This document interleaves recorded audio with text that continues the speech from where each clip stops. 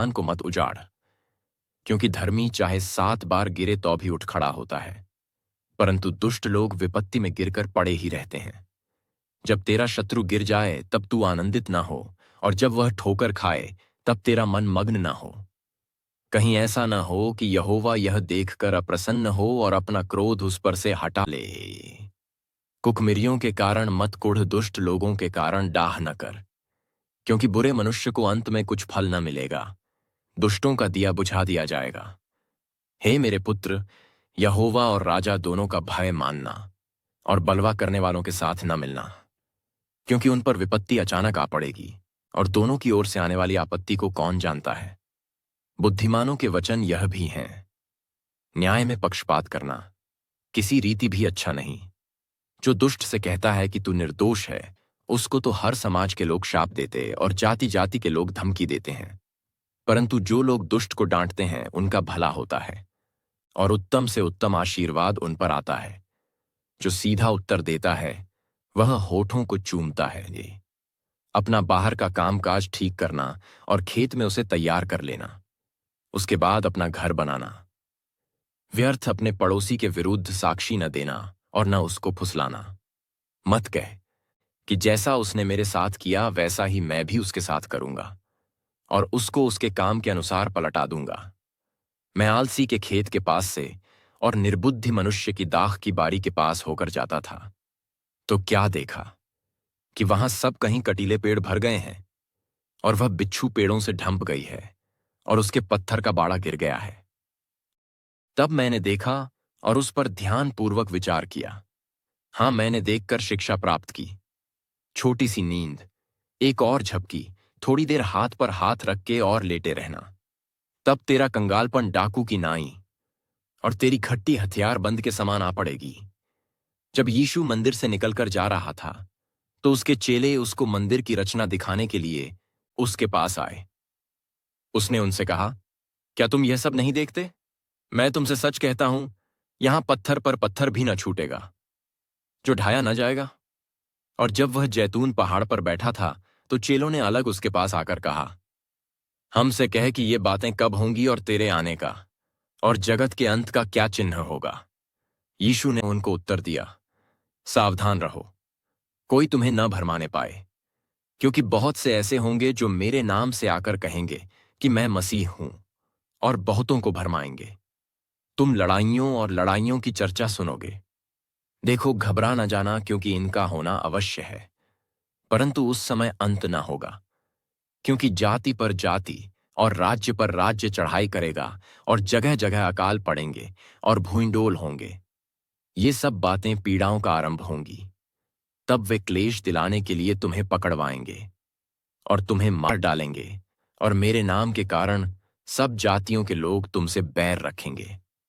तब बहुतेरे ठोकर खाएंगे और एक दूसरे से बैर रखेंगे, और बहुत से झूठे भविष्यद्वक्ता उठ खड़े होंगे और बहुतों को भरमाएंगे, और अधर्म के बढ़ने से बहुतों का प्रेम ठंडा हो जाएगा।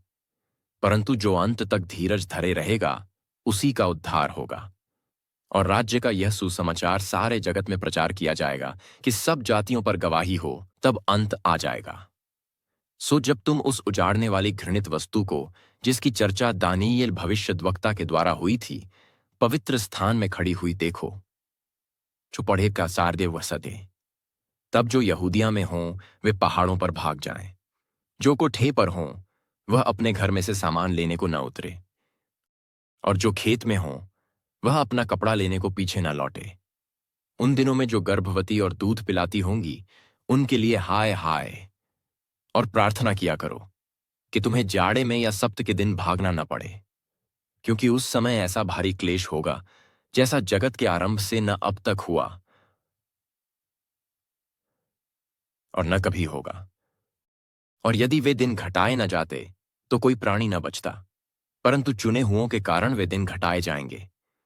उस समय यदि कोई तुमसे कहे कि देखो, मसीह यहां है या वहां है, तो प्रतीति न करना, क्योंकि झूठे मसीह और झूठे भविष्यद्वक्ता उठ खड़े होंगे और बड़े चिन्ह और अद्भुत काम दिखाएंगे कि यदि हो सके तो चुने हुओं को भी भरमा दें। देखो, मैंने पहले से तुमसे यह सब कुछ कह दिया है। इसलिए यदि वे तुमसे कहें, देखो वह जंगल में है, तो बाहर न निकल जाना। देखो वह कुठिरयों में है, तो प्रतीति न करना। क्योंकि जैसे बिजली पूर्व से निकलकर पश्चिम तक चमकती जाती है, वैसा ही मनुष्य के पुत्र का भी आना होगा। जहां लोथ हो, वहीं गिद्ध इकट्ठे होंगे। उन दिनों के क्लेश के बाद तुरंत सूर्य अंधियारा हो जाएगा, और चांद का प्रकाश जाता रहेगा, और तारे आकाश से गिर पड़ेंगे, और आकाश की शक्तियां हिलाई जाएंगी।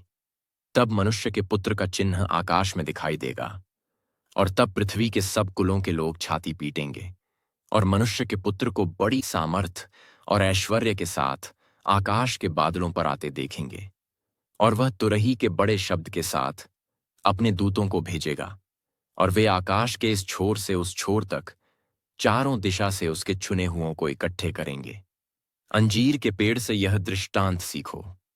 जब उसकी डाली को मल हो जाती और पत्ते निकलने लगते हैं, तो तुम जान लेते हो कि ग्रीष्मकाल निकट है।